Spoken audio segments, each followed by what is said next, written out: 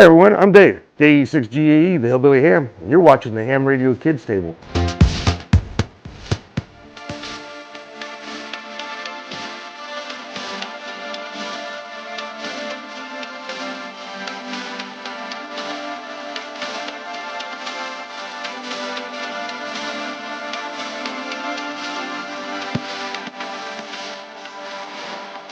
Hey everybody, Punk Rock Ham Radio here. Subscribe to my YouTube channel. You are watching the Ham Radio Kids Table. Have a seat, enjoy your dinner, don't forget to eat your vegetables. Seriously, eat your vegetables.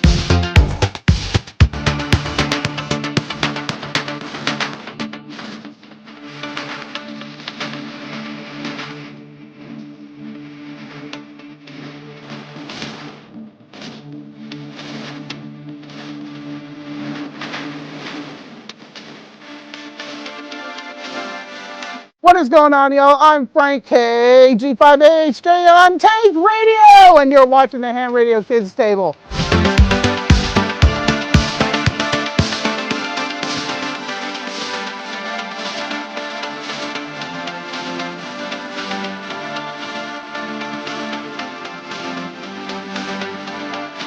Hi, I'm Julie, KJ4ULZ, one half of Hoda Power. You are watching Ham Radio Kids Table. Hoda Power on!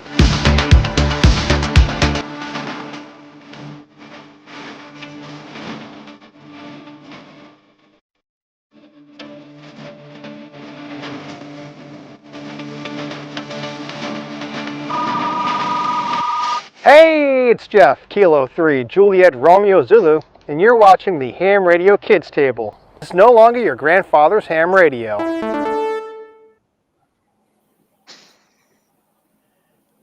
Come on, Kenny. The 8-bit sound really sets that off. That's awesome. Right. Thanks. Good after evening, noon, y'all. Welcome to the Ham Radio Kids Table. Damn it, Vince. We are not your grandpa's ham radio.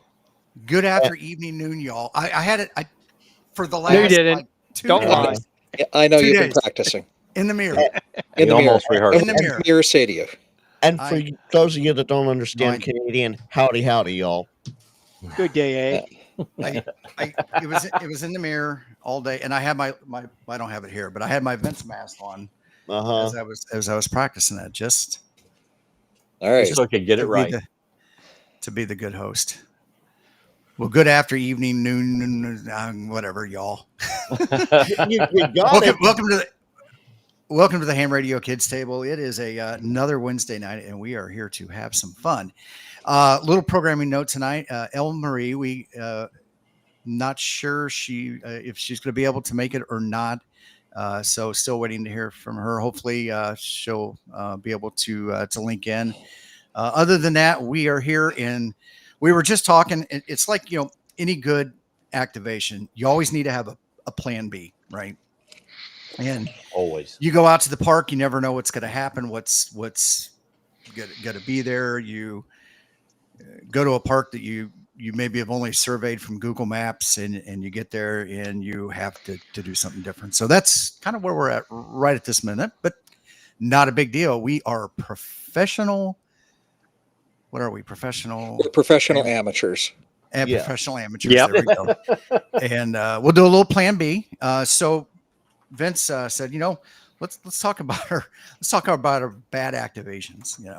What are some bad activations or some bad things that have happened to when you go out to do an activation. It doesn't have to be an activation. It could just been any kind of ham radio thing that you had everything planned out and then it just didn't go the way. I see James Hannibal here in the chat. Looks like he's got his hand up. James, I can send you a link if you want to jump in. There we go. So Totally. the idea here, I was just watching a video where some Canadian turkey was doing an activation, and it seemed like almost everything that could go wrong in the setup of equipment went wrong. And that got me thinking about those times we've gone out to set up equipment in the field, and it could be equipment in a shack, and, something went wrong that we didn't plan on. And, those are the fun stories, because those are the ones we learn from, right? They become, we always say in business, lessons learned. Hell no, it's not lessons learned. It's lessons listed. We write them down. But when we repeat those things, we're not learning anything. But when you list them, that's great. But if you learn from them and don't do them again, then it becomes a lesson learned. So anyway, thank you for coming to my TED Talk. You're Is that welcome, a TED Ted. Talk, or is that a Vince Talk? That's events talk, yeah. It's a Vince You're right, Talk. because Ted is in the audience. We're happy to have Ted on all 3 streams. So Well, there you go. Yeah. There you go. So Vince, you did just drop a video where everything under the sun didn't go as a few things planned. didn't go as planned. Yeah, exactly. Yeah. So what is your biggest and best advice that you can give to people in a scenario like that? It's the primary reason you hear me say, because 2 is 1 and 1 is none. And that gets a lot of bad airplay. Let's talk about that for a minute. Some guys go, oh, well, you don't have the weight to carry it. Well, that's your situation. Okay, that's a very valid point of view. But for me to mitigate that problem with bad activations, I bring spare gear. I bring more than one piece of feed line. And now I'm running QRP gear. My gear is a little bit lighter because I really like lightweight gear. Even though Who doesn't? Well, yeah, who wants to hump 100 amp hour battery and a 100-watt radio around? Some people do. That's their thing, and that's okay.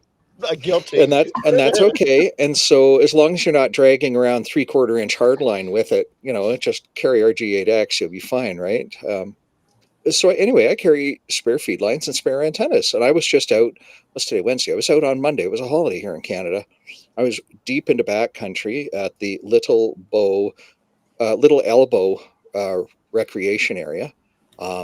And I put up an antenna, and my SWR was all over the map, and I didn't have my analyzer with me. Okay, well, just put up another antenna.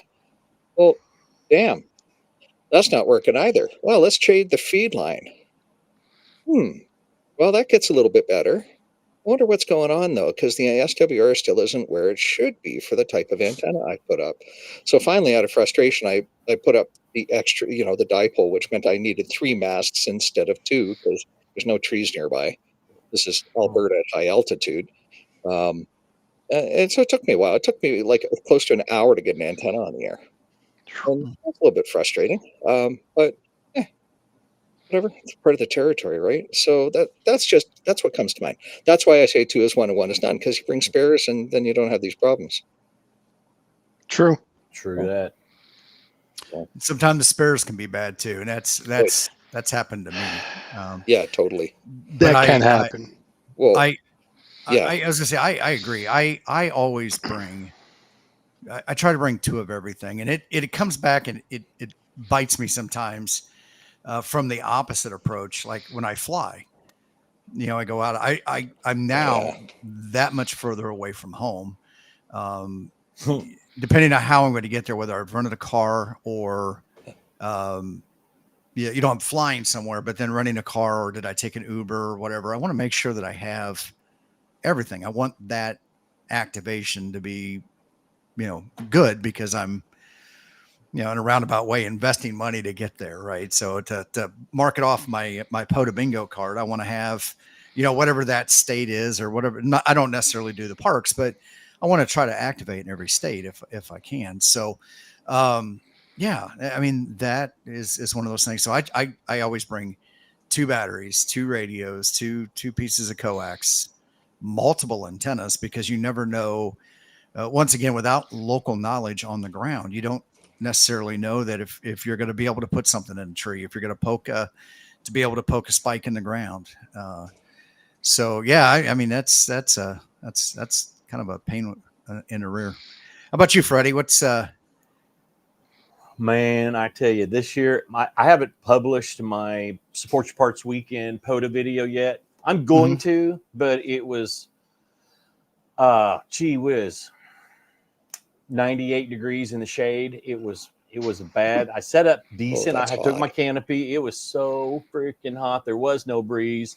And I'm out at a local, it's the Deep Fork the Deep Fork Wildlife Refuge, which is not far from the river. And all the water's still and stagnant, and the insects are just thriving. It was a great day. Oh, I'm sweating into my eyes. It wasn't great. I had all these plans. They didn't all work out. I did activate the park.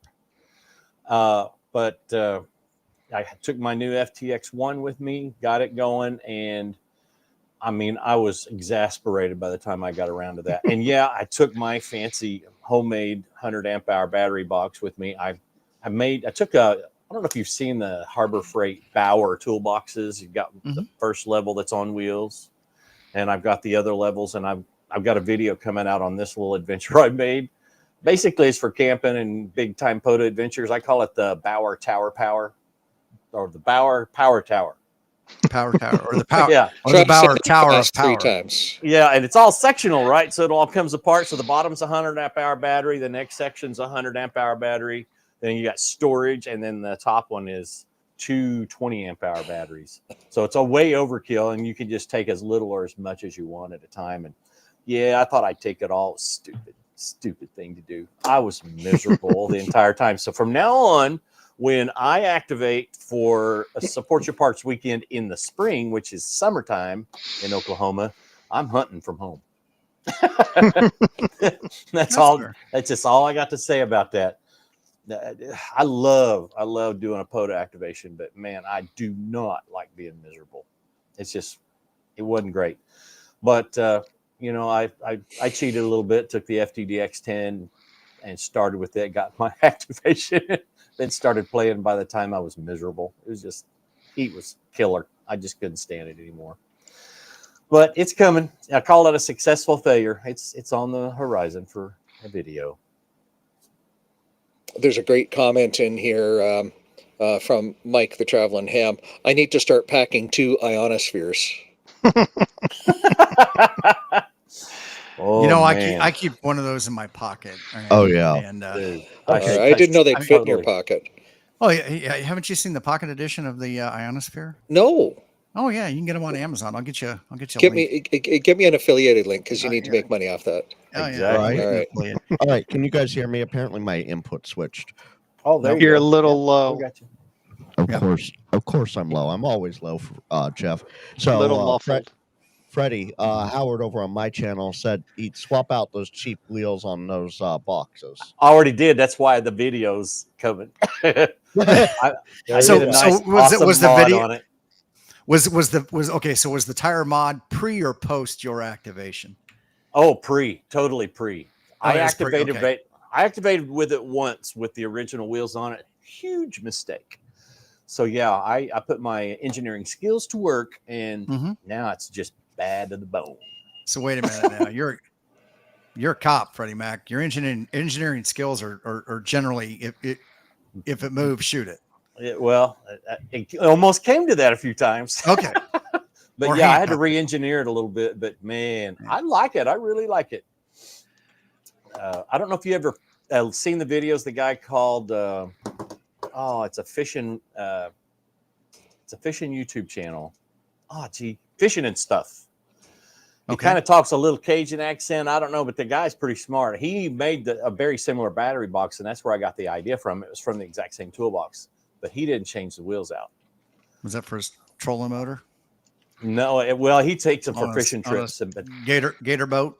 yeah, he wanted to run an inverter and all this other, an ice box and all this other stuff for his fishing trips and what have you. So he mainly got it for the campsite, I think. But I'm making better use of it for me anyway.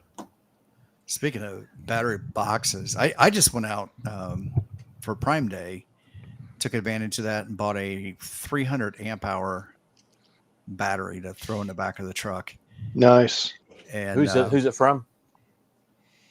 I don't know, one of the Chinesium companies. But Always looking for a good deal for a battery. wasn't overly priced. It's, I don't know, 450 ish. But it's a little more. It would be it's a little bit more expensive than I think other 300 amp hour batteries, slightly. But part of the reason I wanted there was a couple things that I wanted. Bluetooth was one of them, but the other one was heated heaters, built-in heaters, and these heaters are not. They don't just come on. It was something that I was really concerned about, was heaters that would, because here in Indiana where our temperature fluctuates, and I don't really want to pull it out of the back of the truck.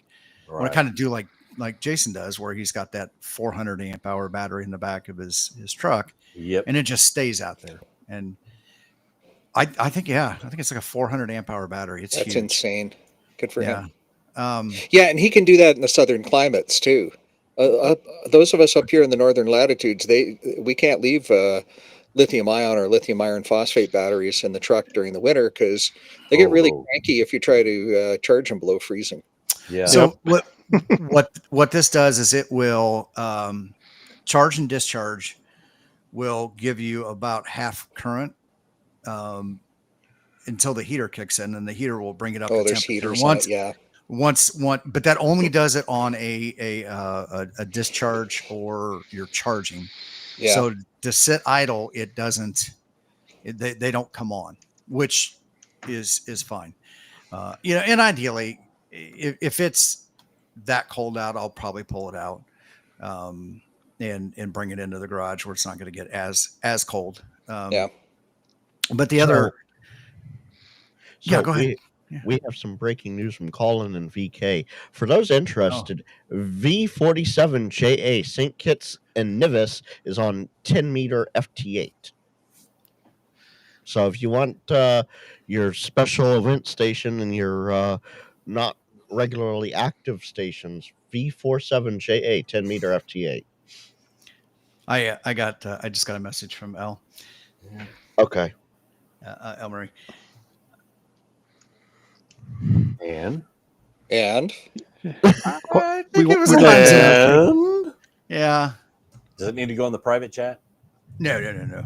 Oh, okay. So Jeff, while Tim is managing his private messaging, there we go. Tell us about your bad activation and what you did to get around it, man. Well, I think the first one I've had was my battery died. I didn't even realize it.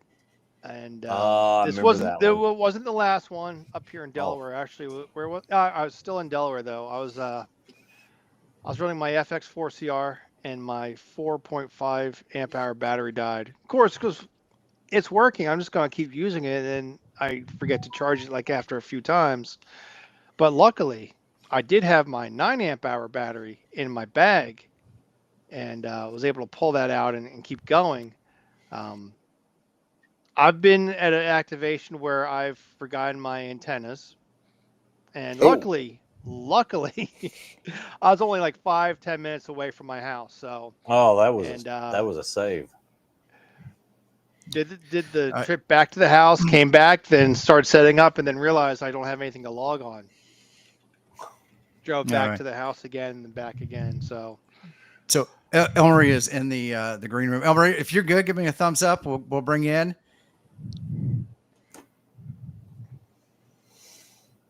Ladies and gentlemen, this is live video. It doesn't get any better than this. Get any better. Right. All right. She's giving me a thumbs up. Let's go. There you go. There she is. How's it going? Pretty good. Welcome. How are you? Do I sound Hello. okay? Yeah. I didn't get like an audio check here. I totally didn't realize like, it was 7:30 Eastern. You're like 5 and 9, so you're fine. It's all good. It's great. It's great. It's I'm actually 5'9" though. So. Well, that's even better. That's convenient. And you're on Very frequency. much so. Yes.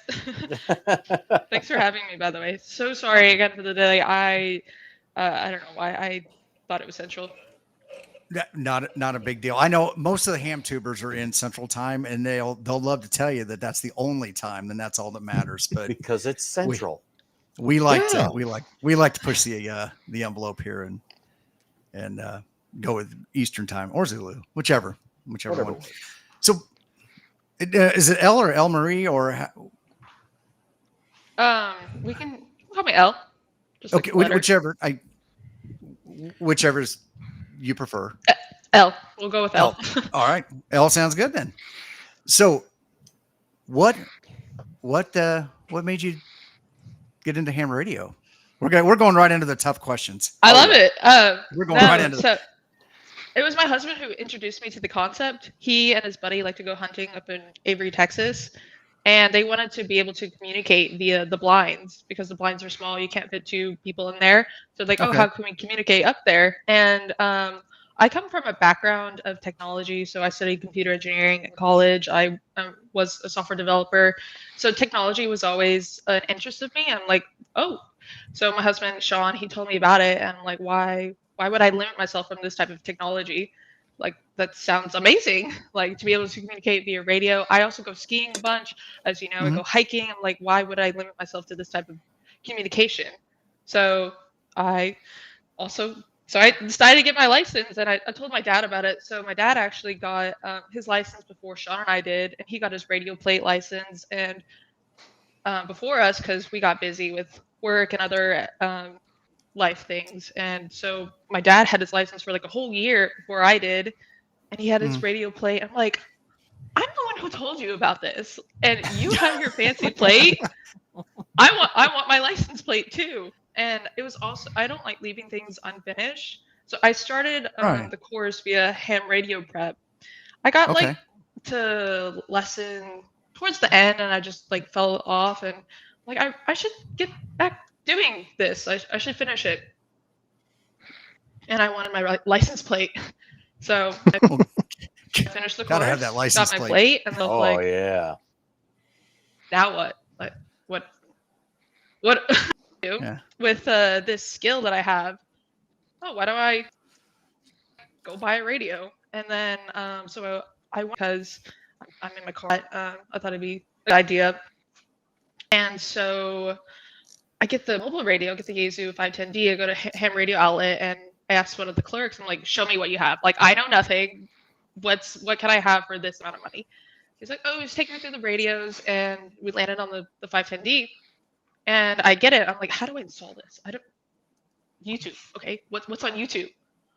There wasn't a whole lot, to be honest. And so that's where like the idea of the channel came in my mind, is specifically for the Forerunner that I have. I'm pointing that way because my car is right over there.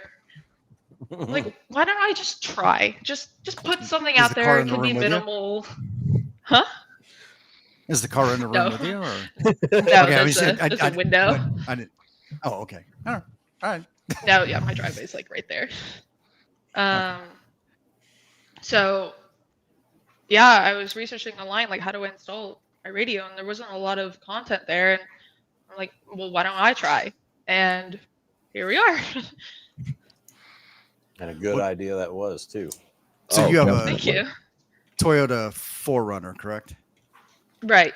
Yeah. It's not off-road. It's nothing fancy. It's just, it has the leather seats. Toyota makes a nice, down by the steering column going through the firewall, there's a nice access port that you can push wires through. Which I used to have a FJ Cruiser. I had it for about 8 years, and then I got that too. A 4Runner for a couple of years. I'm moved over to a Bronco, but both Toyota and in the Ford Bronco make it really easy to get wires between the engine compartment and the passenger compartment, which is really nice, which helps out on that. And you're right. When I was trying to put a radio in the 4Runner, or I'm sorry, in the FJ, there was no videos. I can't remember. It was some other video that I found where they were running power through, that is where I found out about how to get the wire through the firewall easily. And so you're right. There's very little content. Even today, I haven't seen a whole lot. Yeah, so I thought, oh, well, why don't I showcase what I did? And the video did pretty well. And I'm like, oh, why don't I video myself like interacting with it? And yeah, like I said, here we are today. And I tell you what, that FT510 is very close and similar to the FTM 500. So the FTM 510 is the updated version of that radio with the extra super high duper audio. Oh, geez, audio. What's the word I'm looking for? It's not synthesization. It's like an improvement in the analog audio. ADP. ADP, yeah, that audio digital processing. Nonetheless, what I'm getting at is if you look up some FTM 500 videos on the Ham Radio Crusader YouTube channel, and there's a few of them on there that will help you out. They have similar features. The FTM 510, in my opinion, is a better radio, but they're very, very similar in form factor and a lot of the functions. Not all of them, but a lot of the functions. So if that helps you in the future. Very cool. I still got a lot to learn. I haven't even built my own antenna yet. That's definitely on my bucket list of things to do. Oh, it is fun to do. Oh boy. You got your whole life and the rest of your ham radio career. I've been a ham 25, 26 years, and I'm still learning a lot every single day. So it's all good. That's part of the journey. Yeah, very cool. So you mentioned this was something you and your husband started down the path, and has he gotten licensed also?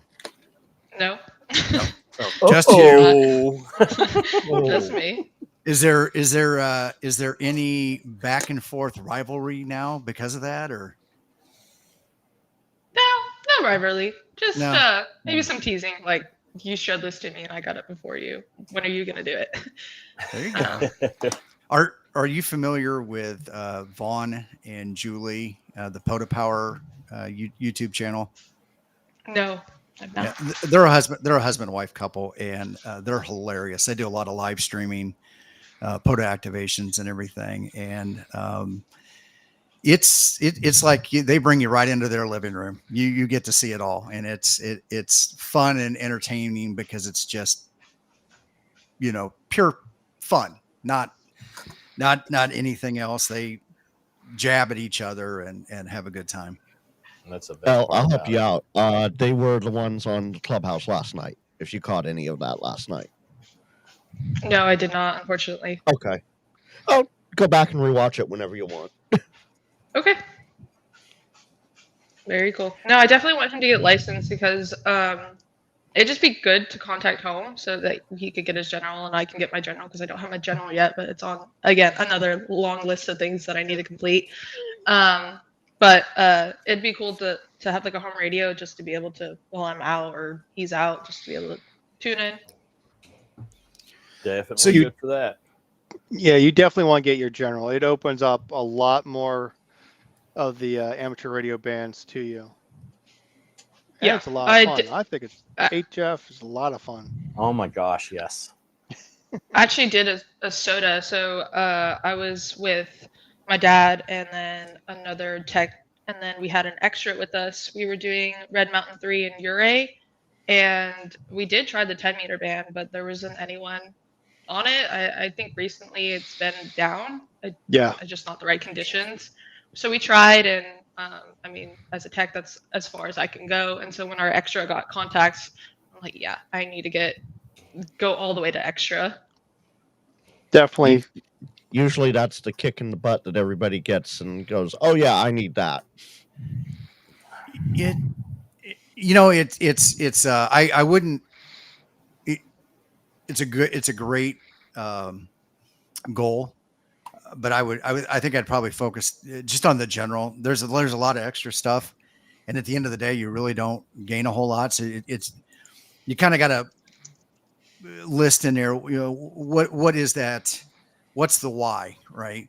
Is it bragging rights? Is it extra band? Because there's some bandwidth that or areas that you can only work European stations during contests. So there are some things like that. So depending on which one of the 1,000 hobbies inside of this hobby that you're interested in, but getting that general opens up probably 90+% of the band space for you, and will allow you to do almost everything. And it's not much harder than the tech. It's really just an extension of the tech where they just add a few more questions in. And a lot of people, we encourage a lot of people when they're going to take their tech to just study for the general. And just try them back to back. It's one of those things. A lot of the I started to say VARs.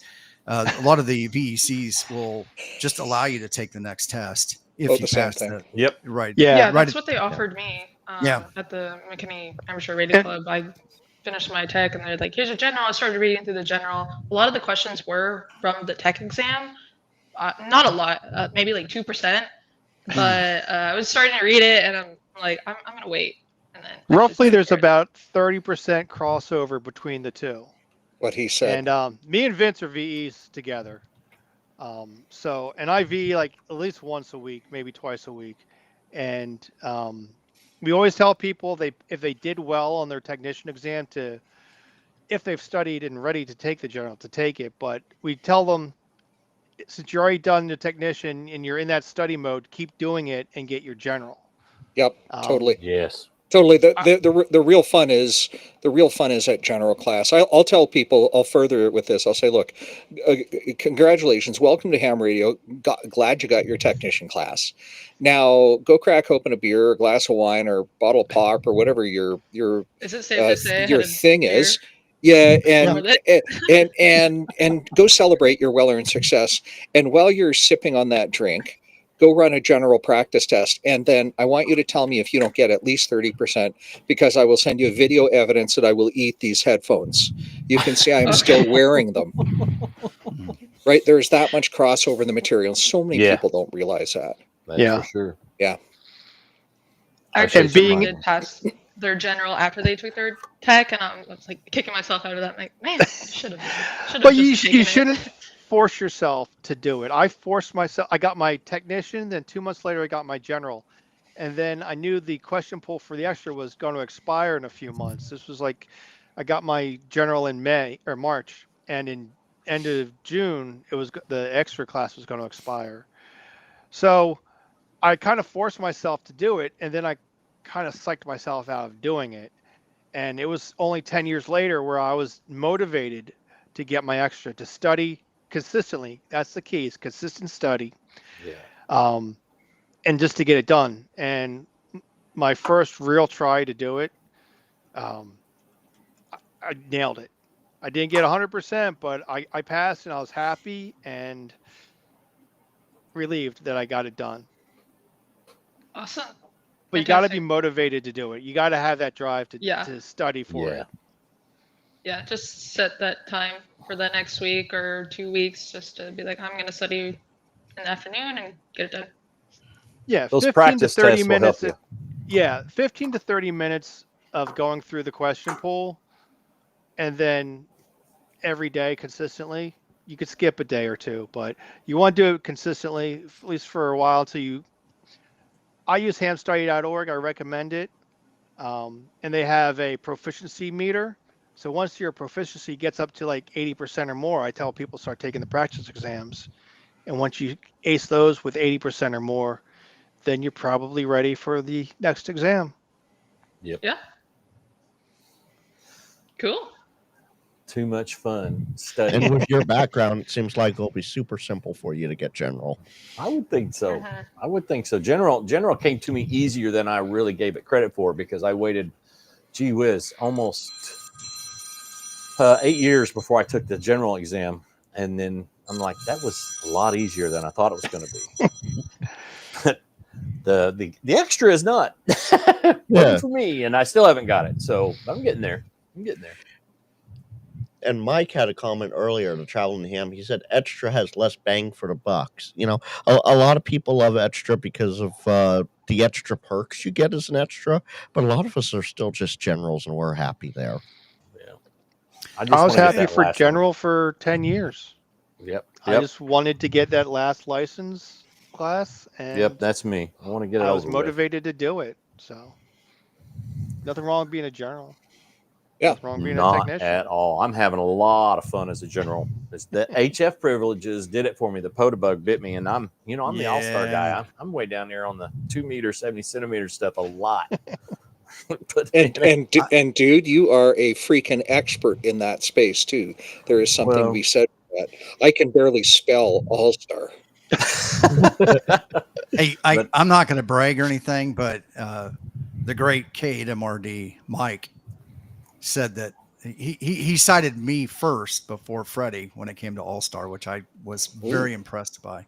That is Freddie, if you've heard that video or not, that's what I said. I'm like, dude, man, you've been drinking.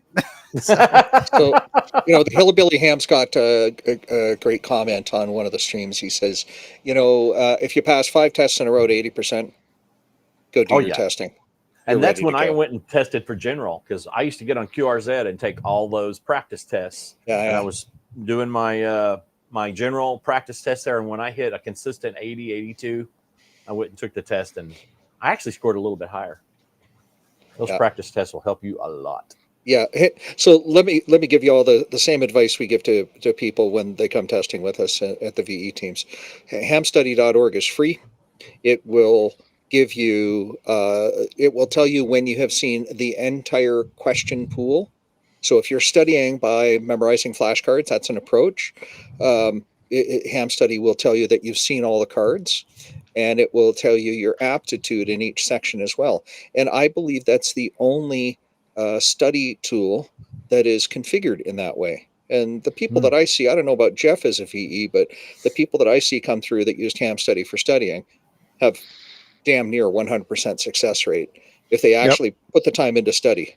Now, I did have a candidate come through last week. He says, "Oh, I studied a lot. I put like 10 hours into it." He crashed and burned. And it was very sad to see, of course. And I said, dude, this is at least 40 hours of studying if you're trying to learn the material, and half that if you're studying flashcards. So anyway, there's different approaches, but that shameless plug for hamstudy.org is really what I wanted to share. So that's a great way to go. Viable source as well. Yeah, indeed. Totally. Yeah, indeed. Before we continue a little bit here, can I get an introduction to each of you? This is my first time talking to each of you. I would like to know each other a little bit more. Or if you want to continue with the stream. Absolutely. Yeah, no. My name is Tim. I have Gray Man Poda YouTube channel, and I feel like this is one of those edits at work where we have to go around the room. So yeah, no. My name is Tim, and I've got the Gray Man Poda YouTube channel. Awesome. Yeah. Thanks for sending me the link. Oh, I'm next because I'm beside you. Okay, got it. And then Freddie will be after me. Yeah. But hey, Elle, welcome aboard. I'm Vince, VE6LK. I run a YouTube channel called Ham Smarter with VE6LK. I'm located in southern Alberta, Canada, because I'm Canadian. And as the Canadian joke goes, I'm not sorry about that. We're tickled pink to have you here on the stream. You know the joke where they have like a bag of letters and then they just put the A at the end of the ones that they pull out. Exactly. C-A-N-A. That's the one. B-A. Yeah, that's the one, eh? Good day, eh? Yeah. You're going to fit in. You're bringing the Canadian jokes. I love it. Yep. Absolutely. Very nice. Yeah. You got moose in your backyard? Not lately. I haven't seen any in my activations lately, but I have seen them not very far from where I live. So yeah. Very cool. That's cool. Yeah. I am Freddie Mac. I live in Oklahoma, and I am the Ham Radio Crusader YouTube channel. And a lot of my videos are focused on All-Star Link because it's something I got into about 3 years ago ish. Anyway, and have really, head over heels about it. But 33 years law enforcement, and I thought, you know what? It's time I got ham radio back on the front burner since I retired, and having a lot of fun with that. So, yeah, Ham Radio Crusader YouTube channel. Good to meet you. Good to meet you too. Hi, I'm Jeff. Call signs K3JRZ, Kilo 3 Juliet Romeo Zulu. My channel is just my call sign K3JRZ on the air. A lot of it is my POTA activations, proof that I was at somewhere, proof that I talked to certain people, and proof of what happened. So I've seen your shorts, and I think there were some interactions in some of them with some angry people or some. I think it's called sad hams, is what they're called. Yeah, I've seen some of your shorts. Yeah, I put out a few recently. Not big into shorts. I'm trying to do a little bit more of them now that I figured out a good way with my editing program to do them easier. But I just need the content really for it. But yeah, I like doing POTA activations because I have too much RFI in my house around my area. So I could go out and take advantage of being out in a quiet area or traveling, which I'm going to be doing this weekend, and going to places I haven't been to before. So never know what's going to happen when you're on the air or who you're going to talk to. But I document what I do. Cool. And That's I'm really Frank, Ham Radio Wilderness with Frank, KJ5LXP. I'm the one that reached out to you originally here. And Yes. I do a little bit of everything. POTA activations, out in the wilderness stuff, although that's been lacking because of work. Lots of live streams. I run the Northern California SwapNet every Thursday night at 10 Central. What else? And I'm not like Freddie in the PD area, but I do have lots of commercial radios, and I'm known for Motorola, Kenwood, and ICOM commercial rigs left and right. But I do have my fair share of Yaesu and Kenwood and ICOM ham radio rigs. And this is not how I normally sound. I somehow got sick over this last weekend while I was at work, and yeah, so I'm recovering from that. No worries. Well, thank you so much for the quick introductions. Sorry, I just wanted to meet and hear each of your names. Totally Cool. acceptable. We should have started there, and we apologize for our. No, I came in late. I'm the one who came in late, so do not worry. All good. All good in the hood. We know how it is. Cool. So go ahead. I was going to mention. So you said you have a technologist background, then? Mm-hmm. Yeah. So I studied computer engineering in college, and graduated with it. Mm-hmm. So is that your everyday? No. So I wanted to go into some type of computer engineering. I knew I wanted to go to engineering, and I knew it wasn't going to be mechanical or anything medical. It just wasn't my avenue. I wanted to stick to software related schooling because that could provide me a remote job. And my dad, he is a software engineer, and being inspired as his daughter with his lifestyle and being able to work from home, he was working from home before COVID was a thing, and so he always had that opportunity to work from home. That's what I want too. And so I went into computer engineering because I wasn't necessarily a great coder, but I was okay. But so I went the more electrical route with computer engineering. It was more hardware and more hands-on stuff and making kind of physical things come to life. So that was fun, and completed my capstone in my senior year. But then after I graduated, I joined a company where I didn't do a lot of that tech work. It was more like consulting and PowerPoint making. And so I just was like, no, I wanted to get back more into tech. And so I joined a different company, became a software developer, and then got promoted to project management of the thing I was developing. And so I've had a technical background. And so when ham radio came along, I'm like, oh, okay, you can work electrically. You can, I know all the things with electrical, maybe out of practice a little bit, but it's all familiar material for me. So nice. I'm excited to get back into once it you shock yourself, it'll all come back to you. Yeah. Any Debian Linux programming in there? Just don't complete the circuit. What was that, Freddie? Yeah. That's an important question. What was that? Elle, is there any Debian Linux programming that you've been doing, engineering? Some in Linux, but I'm not familiar with Debian. Debian Linux. It's one of the bigger ones in my opinion, but all Starlink's software is all Debian 12. So always looking for developers in that area. Okay. Yeah. No, not too familiar with that. Okay. It's been a while since I've kind of dabbled in it, but I definitely want to get back and utilize my degree a little bit.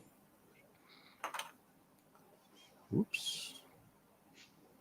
So you have a dog. That was She's yeah. Right here. What's her name? Her name is Maple. Do you want me to grab her? Yeah. Oh yes.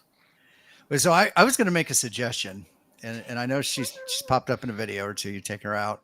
Oh. Everyone, grab your dog. Yeah, my dog's here.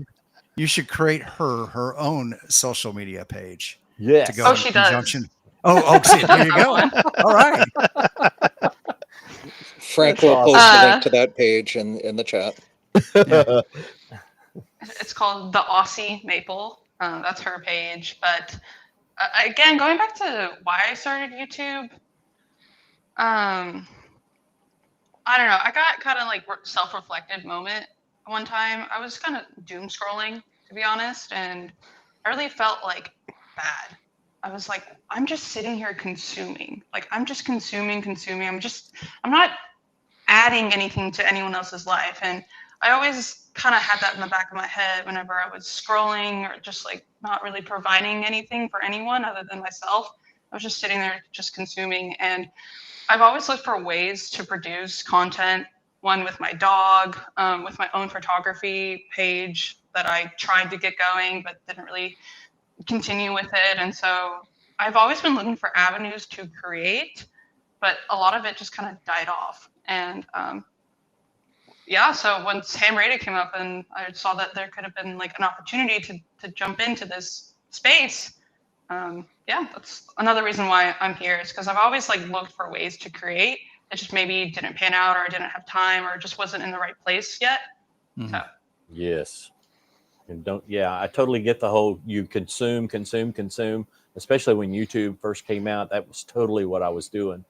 But the creator side of it all, I've been doing this a couple of years now, totally fulfilling. It's a lot of work sometimes. It can be totally consuming, but the fulfillment that you get in your life from it, especially when you get feedback, even the bad feedback, the bad feedback helps, but the good feedback that you get from your subscribers and the folks that come along and comment on your videos, it's worth every ounce of effort you put into any of it. So I think you made a good choice, kiddo.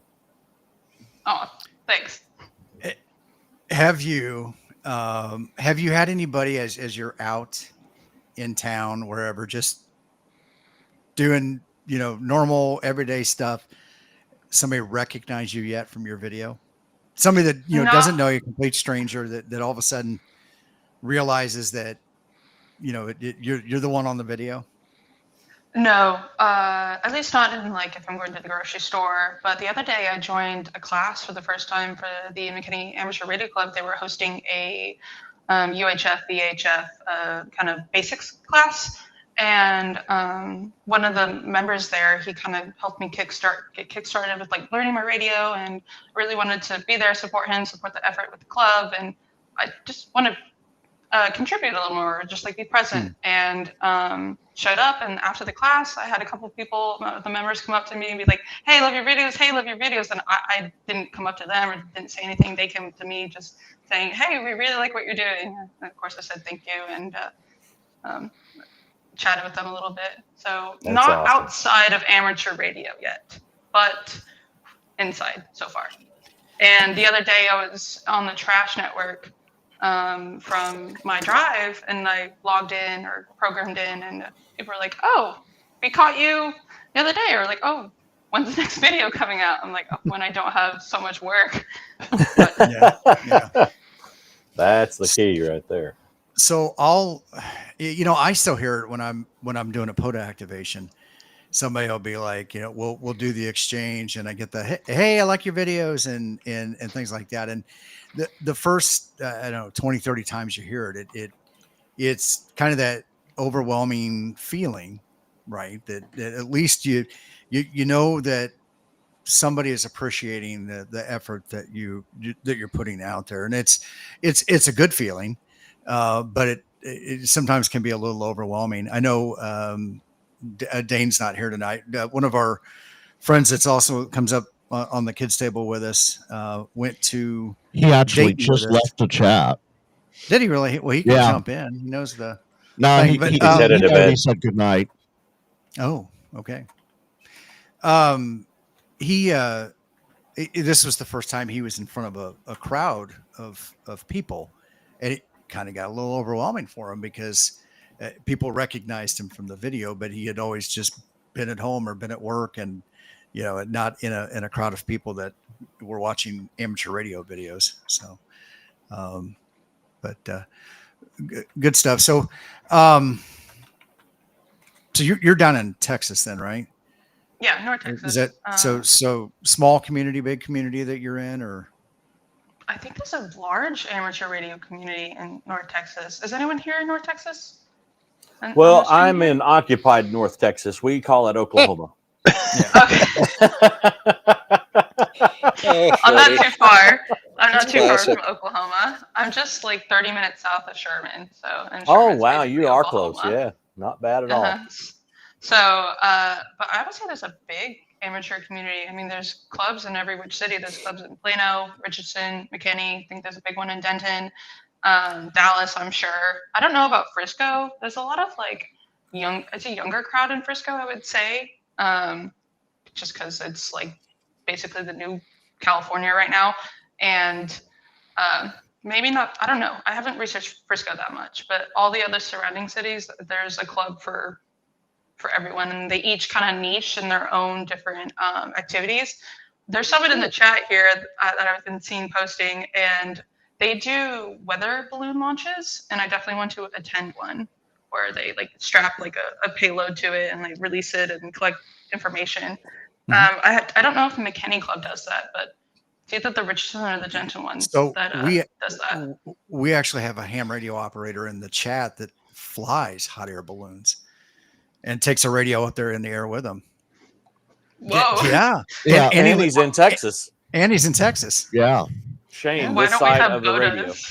balloons on the air? Where are my botas at? Totally. That's There a you totally doable thing right there.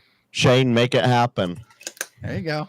You know, you get to rub on everybody else every week. Now it's our turn to rub on you, Shane. Yep. Shane says Lake Area Amateur Radio Club is close.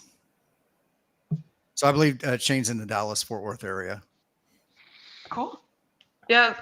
So to answer your question, is there a big community? I would say yes. I think there is a big community here. So you have resources nearby to draw from if you've got questions. That is one of the, I think the everybody's experience is going to be a little bit different depending on where they live and who they have around to help them out, to mentor Elmer them.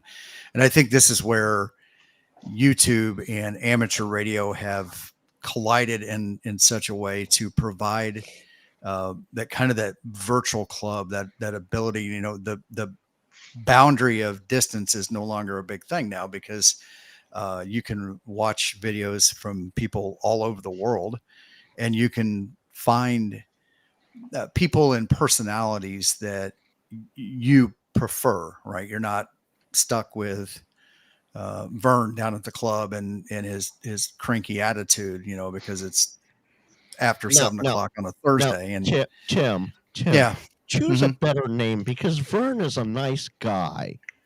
Well, no, okay, I was not Vern 6. All right, I was going to say Vern's a nice guy. By the way, question: what do you think of jumping out of a perfectly good airplane? I don't have it on my list of things to do. I'm not. We also have another member of the kids table who jumps out of airplanes and takes ham radio with him and makes ham radio serviceable aircraft. Yeah. In the free fall? Not in the free fall. Well, no. After the deployment. Oh, well. Okay. Yeah. Okay. No, that is not one of my interests. Things to do to jump out of a plane. Skydiving. I'm right there with you, kiddo. Not up my alley. No. I just wanted to get that off the table for you before the other guys at the other place that reached out to you brought it up, because I know they will. They will. Okay. That other place. That other place. Those other guys. Those other ham tubers. But well, you got 4 videos out now. What kind of things are you looking at? I think it was 4 when I looked at your channel the other day. There was 4. But what other kind of videos are you looking at for the future? Definitely. I want to shadow a fox hunt and kind of film my experience doing that and how to fox hunt. I don't know if there's a big community or knowledge around that. See, I want to shadow it and film it and then showcase kind of what all goes in that. So that's an idea that I have that I want. I also want to interview the members of the McKinney Club and kind of ask them, like, what's your favorite thing about ham radio, and maybe do a showcase there. But I actually have 3 videos kind of in drafts right now. I haven't been able to release it down and edit, but one of them is my actual soda. It'll be a different format video. I don't know how I'm gonna do it yet, and it's gonna be a little challenging for me to film. But I've got my SOTA video that I want to post. I have a WiresX portable digital node video, like a tutorial how to set that up with your EC radio. And Nice. then the third one that I have is my road trip back here. And so I've got 3 kind of circling in my head right now. And after that, maybe like the Fox Hunt video. We'll see. You'll I've find got ideas floating. You'll find as you get into this that you're going to start making a list of all the ideas you want. You're going to keep it on the desk beside you so that And you you're don't gonna- forget to do them one day. You're going to start Yeah. looking at That's true. things and going, "That's a video. I could totally make a video out of this, Yeah. or whatever." Yeah. It's going to start flowing before you know it. Oh, there's a great comment. Colin in VK says, might need bungee jumping on the air, but the signal might go up and down a little bit. That's a dad joke, dude. I totally got to use that for a dad joke. Yeah, it's totally dad joke territory for Dad Joke Wednesdays. It's like you transmit at the top, but then like cut out the bottom. Yeah, that's one way to go. Freddie does these does shorts for Wednesdays, and they're Dad Joke Wednesdays. And it's one of the highlights of my week watching Freddie's Dad Oh Joke my Wednesday gosh, videos. I love dad jokes so much. Freddie, how many dad jokes do you put out a week on Wednesday? I know it's multiple shorts, isn't it, or is it just one? No, I do one every Wednesday, but there's at least a minute's worth of content. I try to do a whole minute, but It's not like all of that is dad jokes. I try to introduce a radio, put a little ham into it. Got But, to have a little ham. Yeah, but yeah, my dad jokes, I hold them dear. It's the cleanest form of humor there is on this earth, my opinion. So we'll see how it works out. Yeah. If I wanted to buy an antenna, where do I go? And or build my own or construct my own. For what band? Right now, at least up to 10 meters. So tech. the portions of the tech. So 10 meters, 40 meters, 2 meters, 70 centimeters, 6 meters, kind of those bands, right? You And she's start in Sherman, not far from Plano. well. So I was born and raised in Plano, actually. the Canadian here doesn't know where any of the stores are, but I would direct you to Freddie's going to direct you to Ham Radio Outlet in Plano. So is Shane in the comments. I'm going to direct you to Home Depot or any hardware store where you can buy some wire. Yep, and make or your the own. Dollar General, and you can build your own. That's you totally pretty need bougie. to watch some of videos. I know it is very bougie. Yeah, Dollar General, but it'll what's work. the Canadian version of the Dollar General? Dollarama. That's Canadian bouge. It's Canadian bouge. So I stopped in at the Dollarama and I found some 100-foot spools of speaker wire, RCA brand. Yeah, sure it is. And it's 2 leads. So there's 200 feet of wire, and I got it for $5. That's just a little while ago. So today maybe it's $10. But there's 200 feet of wire there. And so I built a fan dipole out of this wire, and I put a 5-band, 8-element fan dipole up in the air, and it stayed up in the air for 7 years before it began to break down. I put it up as a joke to see how long it would last. Fan I used it dipoles for are 7 amazing years. home antennas. Oh, hell This yes, is they're great. this is a basic BNC terminal adapter here. So you got Tim, you need to embiggen yourself. Oh golly, I don't know. Kind of a BNC. It's called a BNC terminal adapter. What Tim is about to show you. Oh yeah. There he goes. Yeah, it's a BNC terminal adapter, so you can put BNC on the end of it, and then there's 2 posts that you can wrap, like Vince said, speaker wire. It's inexpensive. Wrap that around there. Cut the wire for the frequency that you need, or the band, and there you go. That's your first basic easy antenna, and you can do that on 10 meters. But it's a dipole, so your positive and your negative side are going to need to be the same length, but whatever your target frequency is. So I would focus right in the middle of the technician's portion of the 10-meter band find out what the distance equivalent for that is, and 1/4 of the wavelength. Cut the wire, split it in half, put one on the positive, one on the negative side, hook your coax up to it, and you're pretty well good to go. And I'll also recommend Coastal Waves and Wires YouTube channel. Oh yeah. Walt makes a lot of wire antennas. He loves making wire antennas. He has a lot of content about that. Speaking of which, Coastal Waves and Wires, we have the Salty Walt's Coastal Waves and Wires Summer Antenna Challenge going on right now, where if you want to build an antenna based loosely on some of the designs that Walt has posted over the last couple of years on his YouTube channel or his Twix channel, and or what was published in his book, we're gonna take those over the summer and judge them and award some winners. Speaking of book, this is a very popular textbook from the ARRL, the ARRL antenna book. Oh yeah. And if you go out and get the ARRL handbook, you'll find lots of antenna designs in there that you can build from too. So this is a compendium of articles from QST magazine, as are the other articles in the basic ARRL handbook. So I'll definitely check that out. I had speaking about antennas, I don't know, like, excuse me, I don't understand prices of them. Especially, I see a lot of the handhelds with the directional. Is it Yagi antennas? Yagi, yep. How much are those? So I don't understand them either, and I work in a candy store where we sell that stuff. And so it drives me crazy when I don't get the pricing either. But these are the prices that are set by the manufacturers. A typical quarter wave whip antenna is somewhere in the neighborhood of $25 to $30 US. So kind of a long rubber duck. Those Yagi antennas from Arrow Antenna, I want to say they're about 100 to 125 US. Maybe a little bit more. Maybe a little bit more. Thanks. 150 Thanks, Jeff. maybe. Yeah. And then there's a Yagi antenna, a log periodic antenna from Elk Antennas, which is a little bit more money again. It's higher gain. It's a little bit smaller.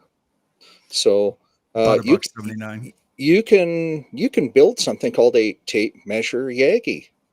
And you can take a piece of a tape measure and use it as your elements and grind off the paint and solder to it and tape it to a piece of PVC plumbing plastic and build your own. There's plenty of plans out there to do that. And that's a pretty essential antenna for doing fox hunting. Yeah, there you go. Mm-hmm. Oh, whoa, yeah. So that's one you'll see a lot of groups when they teach the fox hunting, they'll make the tape measure Yagis as a kind of a hands-on addition to the fox hunting to just get your hands in there, right? And it's something that you've built, but then you're also utilizing what you've built to directionally track a radio. Yeah. So it adds more to the experience. For sure. Does. Yeah. Well, that's I definitely overestimated prices there, so that's really good to know. Thanks for sharing that. Yeah, no worries. I mean, one of my favorite activities to do. So first off, people accuse me of spending their money. Break out your credit card because Vince is here, because Vince is a master enabler.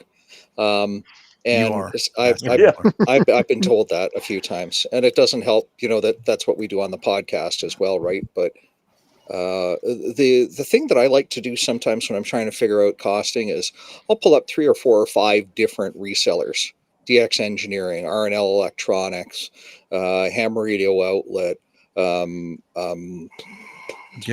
Engineering. I said Gigaparts. Gigaparts, thank you. Yeah. And I bought from all of these guys as a Canadian, and they do fine business. And I'll take a look at all of them and try to get an idea around pricing so that I can start to build some budget. I'm also not afraid of buying some used gear. But if you grew up with a soldering iron that's you're definitely not afraid too much of that kind of stuff. So don't be afraid of that with something like a simple Yagi. If it's in good physical condition, odds are it's in good electrical condition too, if you can find a used one at a flea market. So a good question. This comes from Chris Bricker, who he's questionable but fun. Can you put an antenna up? Because are you in an HOA or not? I think I remember you saying you're in I one. But you am. haven't. So some I am. HOAs will limit you as to what you can put up. Visibly. But yeah, are you familiar with the YouTube channel HOA Ham? I've Yes. heard of him.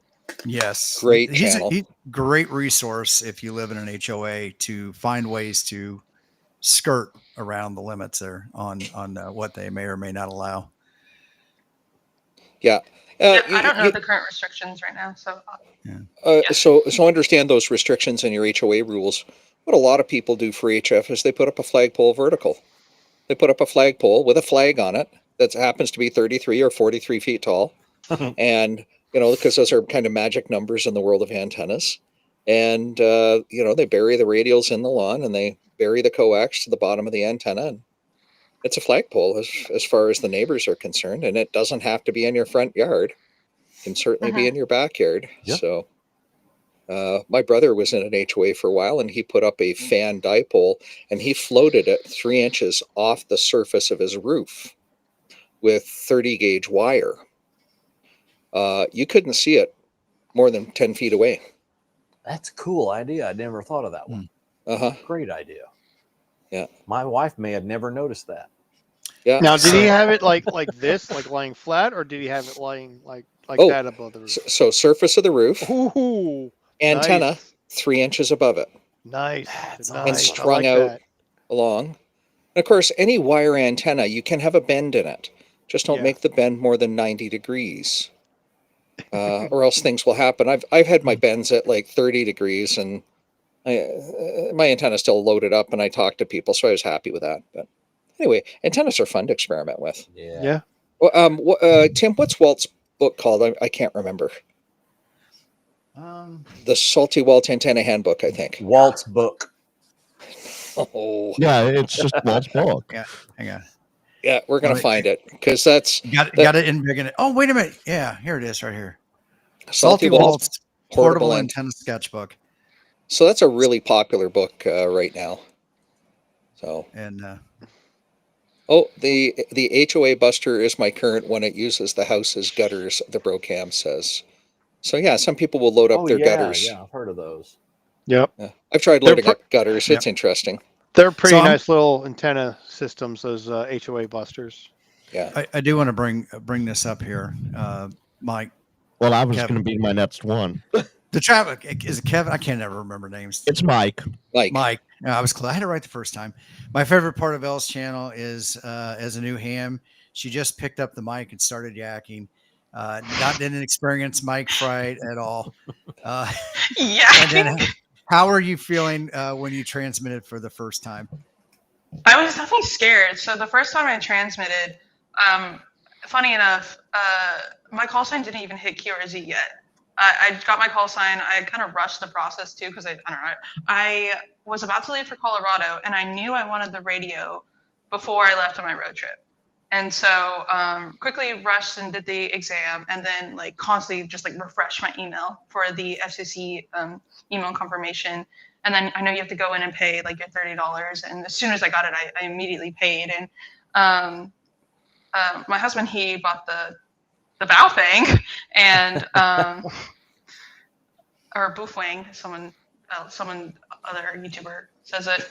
But they all work. Yeah. So I got the Bofeng. Bofeng is the pronunciation. We just did a small segment of that on Workbench. Bofeng. Although some of us call it potato fang. So however you want. That's the short version. Yeah. Everyone's gonna know what you're talking about, though. Yes. Very good. Yes. Sorry. Very go ahead. nice. So I grabbed the Bofeng and first got on repeater book and I was like, okay, where are the repeaters? What do I look up? And so I get a repeater book online, find the McKinney one, and it was during a work day and I was kind of I think I got Chipotle for lunch, and just brought the radio along. I'm like, I'm gonna transmit. I'm just gonna do it. And I figured out how to program the handheld, and I'm like anxious, like, okay. And so I key up, and I'm like, KJ5LXP. I like don't know my call sign yet, so I say KJ5LXP, and I'm probably very unprofessionally, and then someone keys back. I was like stunned. I was like, "Whoa, it works! I programmed it correctly." But That's totally good omen right there. Yeah, really. They said my transmit was bad because I think I was on. I live near like Anna, Melissa area, and so I was hooked up to the McKinney repeater, and it was a little far. So they said, "Oh, go on this frequency." So I changed my programming and keyed up, and I was much clearer. And the people that I talked to were the monitors of that repeater, which were a part of the McKinney Amateur Radio Club. And that was my first experience on the radio. And they said, "Come out to breakfast Saturday morning." I said, "Okay." And so I go to breakfast. I go to IHOP and meet other people from the club, and probably annoyed Lance because that wasn't the only time that I keyed up. I probably keyed up the next day too. And whenever he said, "Oh, this is the repeater I monitor," I'm like, "Does that mean you police? Like, am I doing something wrong? Like, you're monitoring the repeater? Am I in trouble?" Who's talking on my repeater? Yeah, I'm like, "Oh, okay." But no, he's like, "No, the reason why I monitor is so that, like, say that people are testing the radios, testing their equipment, I'm there to like help them confirm that their equipment is working." Yep. But yeah, I thought I was in trouble. There's very few repeaters where you'd be in trouble like that. Yeah. Mostly in California, though. Yeah, mostly out here, unfortunately. So we have a question came in a while ago from Shane. You'll meet him eventually here, Elle. He says, "I see the Forerunner is there. Is there an overland interest at all?" Oh yeah, I did Cinnamon Pass the other day. Maybe not overland camping. Like I don't have a rooftop tent, but during my travels in Colorado, we did Cinnamon Pass and hiked and camped in American Basin, and yeah, do a bunch of 4x4ing. I'm not gonna get on Black Bear Pass. Black Bear Pass, I think, is like a very deadly area, deadly off-road. But the ones that I can manage, I will go off-roading and take my Forerunner on.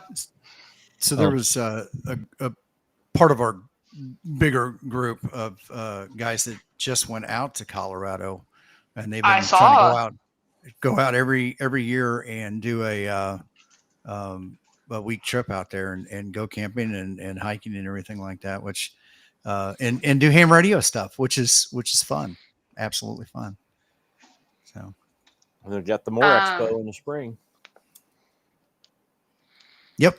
I did see Tank Radio post and that he was in that area, and I tried to connect with him, but it didn't work out. I actually was able to email one of the members in that group, and they were like, so I asked them, are you with Tank Radio? He's like, yeah, we're up in like near Ridgeway and Uray. They claimed him? They claimed that they knew him? Yeah. She doesn't understand that dynamic between them groups, yeah. but she will. Okay. Yeah. I'm sorry. We like to get No. You're good. Elle, let's put it this way. Us Franks have a fun name in the community. We're the ones that get ragged on the most. We all get ragged on, but we're the ones that get ragged on the most. Yeah. But I wasn't able to meet up just because I was about to leave. They were far off. They were about to leave, and so. But I did connect with one of the guys there. So hey, Tim, check private chat too. Yeah, actually, most of that group is from the Dallas-Fort Worth area. Yeah, that went up there, so they're not too far away from you. Cool. So okay. Tim is computing. I am computing. Sorry about that. That's so. Okay. Well, we have been going for about an hour and 15 minutes tonight. Elle, anything? Well, we already talked about anything that you've got coming up on your channel that you want to promote? Highlight. Just hope that I can get a video out this week. Yeah. And Aren't we it'll all? be about Wires X and your Cool. PDN availability with Yeah. it. Tim, what was that book? I have my iPad and I've got the antenna book written down. What was the book that you mentioned? Check this out. Salty Walt's antenna handbook, sketchbook. Yeah. Watch yeah, that. Salty Walt's antenna sketchbook. Okay, very good. I need to get these in my. Here it is. on my desk. Right there. There it is on screen. On the screen. And so, Elle, when you head to the nearest tailgate or swap meet, you'll undoubtedly see some ARRL antenna books or ARRL handbooks there, and they'll be dirt cheap. Yeah. You know. Okay. So always a fun experience for a newbie to head to a swap meet and look at all the shiny toys. Bring cash. Yeah, lots Okay. of. Yeah. Got it. And I'll make one fun Had a suggestion lot of money. here. Ham radio. Yeah. I'll make one fun suggestion here for you. If you want to get your husband in the ham radio a little quicker, just set up a radio in the kitchen or whatever where he can hear you when you're out traveling. You know, set it like Texas Nexus or whatever, and just let him listen. And soon enough, he'll go, all right, that's it. I got to pick up the microphone, and he'll go for his license. Yeah. Get a home radio. Underlined. There you go. Yeah, right on. Yeah, So- I said in the private chat that my camera might die. It's hooked up. I don't know what's going on, but Yep. it's flashing red at me. Uh-oh. Yeah, Whoa. we were going. That's why we were wrapping it up. But appreciate you coming on, just in case your camera drops while we're wrapping up here. But definitely, if you can, hang tight. As soon as we're done, we'll say our proper goodbyes after the thing. Frank, what do you got coming up on the channel this week? Tomorrow, come hell or high water, NorCal SwapNet, 10 Central, 8 Pacific. Next Friday, well, there's Huntsville Ham Fest, but I might have a CQ chit chat lined up at 7 Central, so we'll see what happens with that. And I have a couple videos that are on the cutting room floor as we speak. I wouldn't leave them down there. You might step on them. No, they're good. They're on the good side of the cutting room floor. Oh, that's it from me, Tim. All right, Roger that. Jeff, what do you got going on? I also got a few videos that I'm working on, but I have not had a chance to work on them because of work. But I'm gonna have a POTA extravaganza this weekend, another road trip. So 1 or 2 on Friday, 1 or 2 on Saturday, and maybe 1 on Sunday. We'll see. So there we go. Awesome. Freddie Mac? Is my audio sound okay? It sounds like you're back on the computer mic. Yeah, something's up. And It's passable. My earphones died. But nonetheless, I got a video dropping Thursday about the Kaiweets EMF detector. Detects RF interference, electromagnetic interference, and electricity circuits, yada, yada. It's a pretty neat little deal. So take a look for that. And I've got some really good stuff on deck with the Toads digital interface and their DI6 daughter board coming up. Still in production, but coming soon. Roger that. Vince, how about yourself? Dude, I just had a video drop today. Helped me set up my QRP gear in the backwoods of Albertistan. It took me far too long to get my setup going. I had all kinds of problems, and you know what? That makes for a good video in and of itself. So beyond that, I still have every 2, 3, 4 days another episode dropping in the "What Would You Tell Your Younger Self Before You Wrote Your Exam" series. That'll run out through the end of August. So, Tim, what about you, man? What's coming up? Awesome. Well, obviously, Huntsville Ham Fest is coming up next weekend, and I am taking off from Indiana on Monday to drive down to Huntsville and actually go camping for the week and get away from work and all the fun stuff that's kept me pretty tied up. So I did roll out that All-Scan All-Star node, and I really like that thing. I've got it running here in the house with on a Raspberry Pi right now, but ultimately I want to put it on a 12-volt computer. So I'm going to release a video on getting that set up with the Raspberry Pi, but then hopefully before I leave, I'm going to have this on the 12-volt computer and have it mounted in the back of the Bronco. So I have a mobile node. So Freddie, I'm going to need to touch base with you to find out on that the IAX connection. Oh, the registration. Yeah, because I've switched mobile providers. So cool. We can do that. Yep. So we're on the AT&T network now. But that's what I've got going on. Hopefully I'll get everything packed and get out of here and not get down to Alabama and forget that I forgot to pack something, which is sometimes always the case. Tim, if not, you can just buy it there. That is true. That's true. It's Gigaparts is right down the road. That's right. Well, they've got a bathroom. They've got a stall in the bathroom there that's dressed up like a TARDIS. So if they've got that, they've got everything there. So that sounds video worthy in and of itself, Tim. Just saying. Any Doctor Who fans out there, you'll recognize that. But all right. Anything else before we get looks like we got Elle a few more subs tonight, which is fantastic. If you guys haven't subscribed to her, I've been dropping links, and Vince, I don't have your chat pulled up, so unfortunately haven't been able to drop there, but I'm sure you'll have it in the video description afterwards. It's all good. Yep. Yep. I just lost my camera connection here. Yeah, but you're still there, so you're good. YouTube. By the way, now. Our friend Lou Hiken and Hammond, who lives in the Huntsville area, says he's already alerted the cops to be on the lookout. A bolo for the Bronco. So there you go. So, all right. Well, we are going to get out of here. Everybody have a great week.